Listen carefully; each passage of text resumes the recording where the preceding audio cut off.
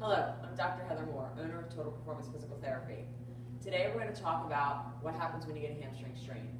A lot of the information out there on the internet suggests that you should stretch it. What you don't want to do is stretch your hamstring after you've strained it. You need to allow the tissue to have some time to heal. Due to the fact that you strained your hamstring, there are most likely other muscles that are dysfunctioning around it.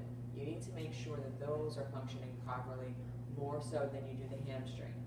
If you in fact suspect a hamstring strain, icing it is the best way to go, and then working on the muscles around it and concentrating on making sure that they are in proper length and proper strength. That will help you recover the fastest. We're going to go through a couple of exercises that you can do if you have a suspected hamstring strain. The first one is you can do a seated piriformis stretch. This may irritate your hamstring. If it does, stop doing it. You're going to feel this in the glutes, in the side of the leg, and can possibly into the hamstring. You want to start by crossing your ankle over your knee, sit up nice and straight. If you start to feel a stretch here, stop and hold that 30 seconds, 6 times. If you don't feel a stretch here, you're going to sit up straight and lunge forward at the hips. You want to make sure you're hinging at the hips and not just crouching over. You want to go until you feel a gentle stretch. You're going to hold that 30 seconds, 6 times on each side. The next stretch you can do is going to be a gastric stretch, and that's just stretching out the back of the calf.